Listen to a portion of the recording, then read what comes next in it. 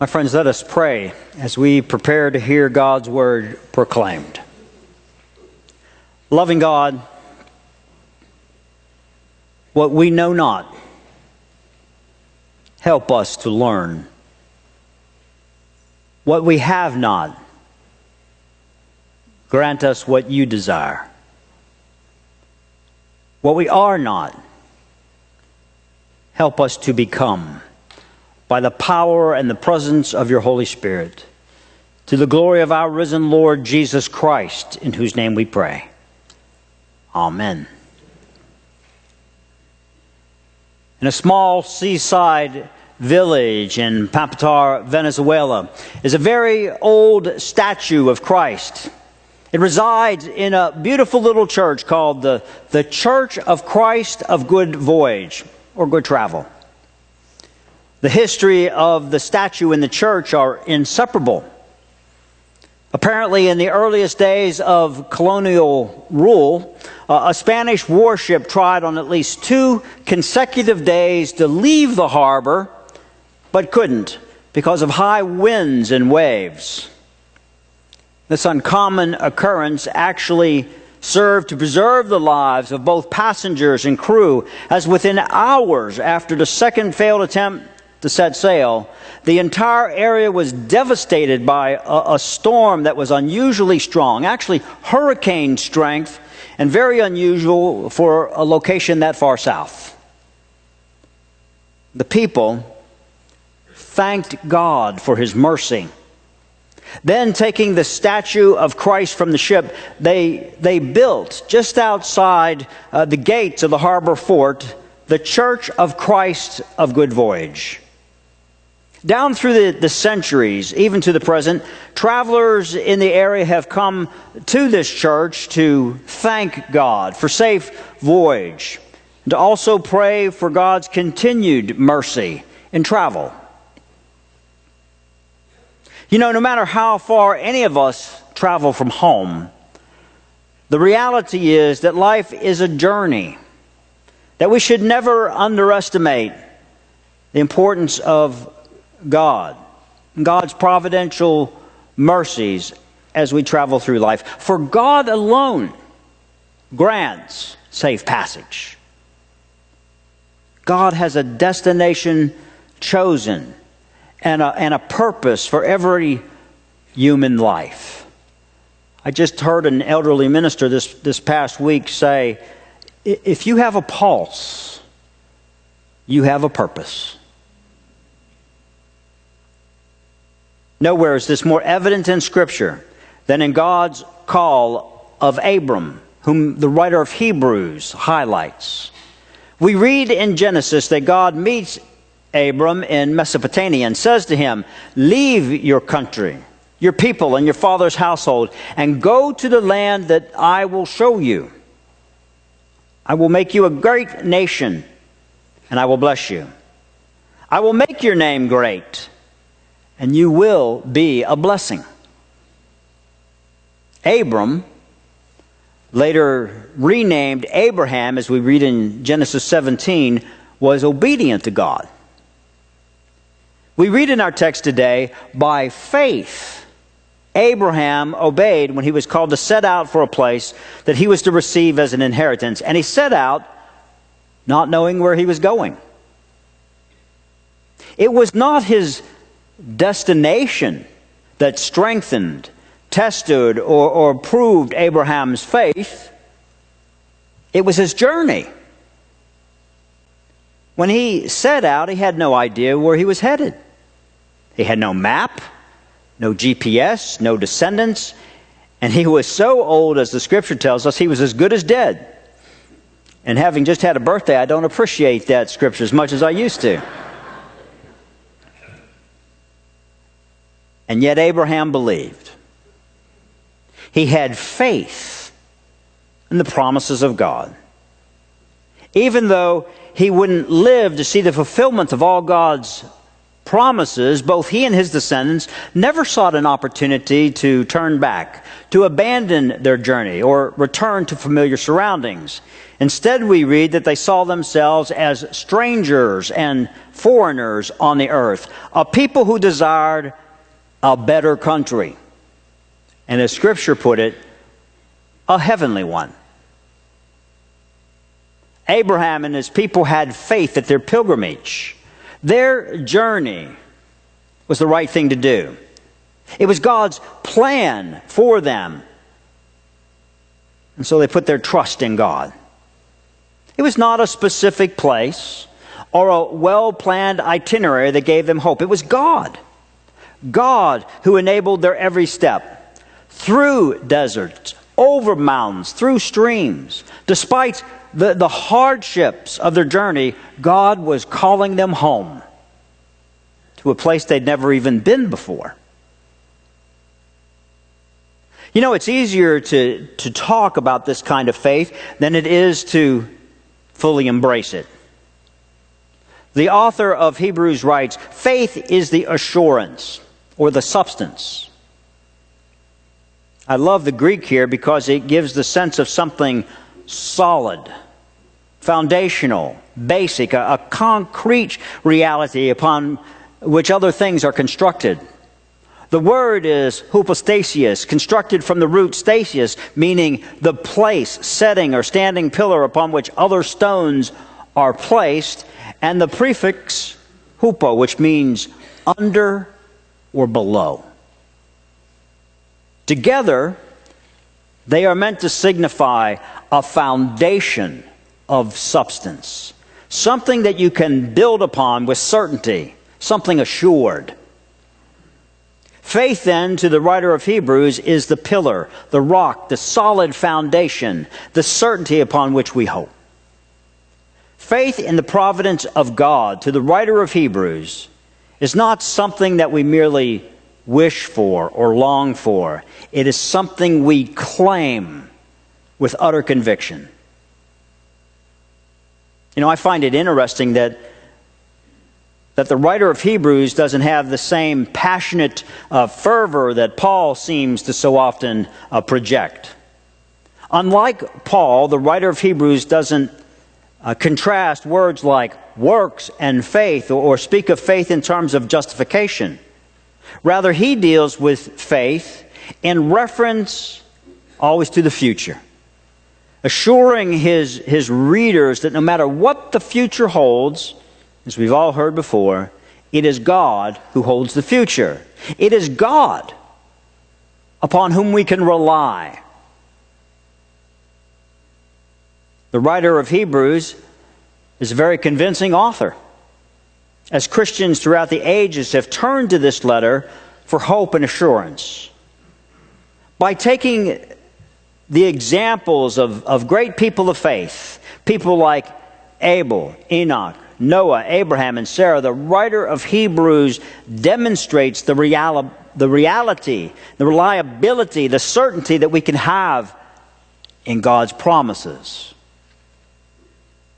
This is comforting, I believe, even inspiring. But you know, I'm still often left with a nagging, burning doubt of why then, at times, it can be so difficult to live and act as a disciple of Jesus Christ.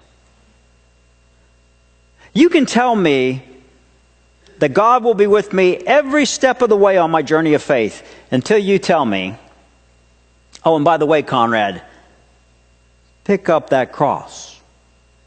It's yours. You know, faith always takes on a new dimension at that point of the journey. The cross is a very serious instrument of death. Yes, sometimes it's hard to embrace the challenges and the sacrifices and the nagging questions or doubts that we have concerning life and faith. So often we're tempted to want all of the answers up front. We seek to have all our plans in place. In fact, sometimes I think it would be more appealing to have a bad plan than no plan at all, which I think is a real problem in modernity, especially in our culture today. It's better to have a bad plan than no plan at all. Not true. When we settle into this attitude, when our need to control trumps God's call of our lives, it is our faith that suffers. One of the greatest risks and challenges to our faith is trusting in the leading of God's Holy Spirit to a future that may not even be perfectly spelled out for us. Setting out for the future in directions we may not have traveled before. Taking risks in our relationships and in our ministries and in our witness. Being willing to take that risk as the Holy Spirit leads us. Now, a pastoral observation is that we're all wired differently. And so for some of us who are more comfortable living out our faith, we can call ourselves the action crowd. It may mean working to find the time to reflect and to find the right language, the right words by which you can advance on the journey of spiritual growth. But for others who find it easy to meditate, to study, to speak of our faith, it may mean finding the right action, the right ministry, the right expression of Christ-like witness that will allow us to advance on our journey of faith. But for all of us, each and every one of us, it will mean spending more time in Scripture, in God's Word. More time in prayer, and more time together, and not only together, but together in the world as a witness to Jesus Christ. We need to be a chapel filled not with people who think they've made it, who have all the answers, but with people who are searching constantly for God's will, God's direction for us. We don't need to be a destination chapel. We need to be a chapel that's always on a journey. Always on a journey, for that's where the blessing lies. And not only for us, but for our community. And for the world and the people all around us. As a young child growing up in Pittsburgh, one of my childhood heroes was Andrew Carnegie, who once said, "Take away my people. Take them away. But leave my factories, and soon grass will grow on those factory floors. Take away my factories, however, and leave my people, and soon we will have new and better factories." I like to always think of God's people in this light. As a chapel, are we simply building a congregation or a membership roll? Are we simply maintaining our beautiful physical plant?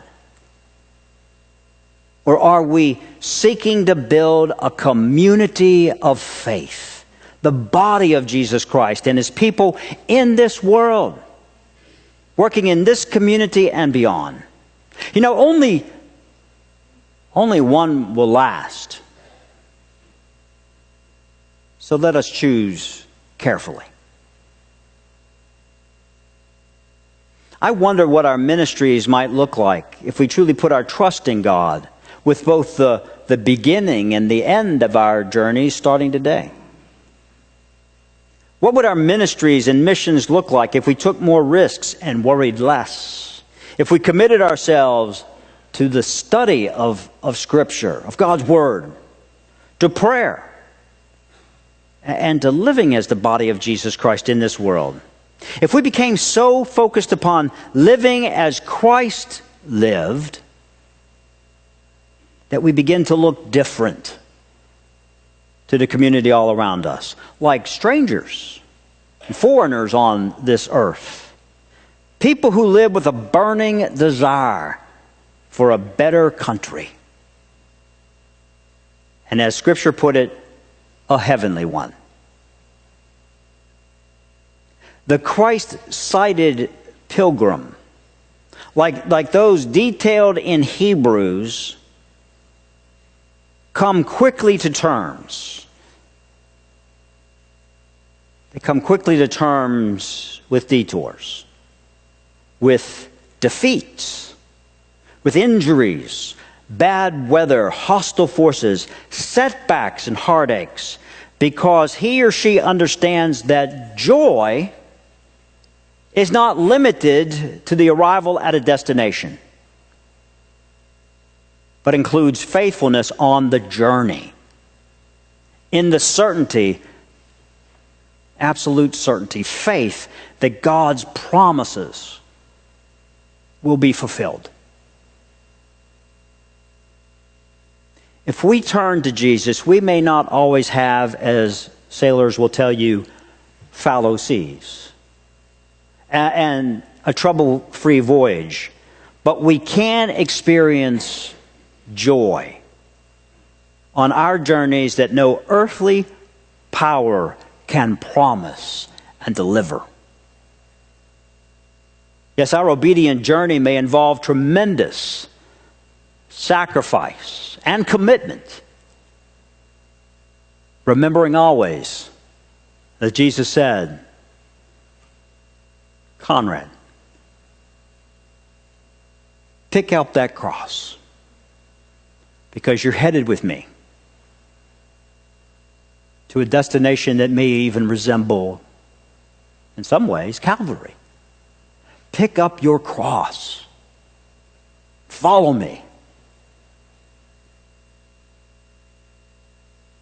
Yes, that's tough to hear, if you know what the cross is truly about. But here's the good news that our world can never understand. The cross, my friends, is not a piece of jewelry. It is the ultimate witness to the power of God. What is impossible for us is possible for God. Scripture proclaims, the God who raised Christ from the dead can do exceedingly abundantly above all we ask or think, as faith becomes the assurance of things hoped for, the conviction of things not seen. If Scripture tells us anything, it informs us that if God has any plan at all for His people, whom we are, His Holy Spirit will enable and equip them to leave behind what is and travel, journey to what will be. And God will providentially guide our every step to His glory. Let us then go forth in Christ, as all the faithful pilgrims have before us, to the glory of God the Father, God the Son, and God the Holy Spirit. Amen.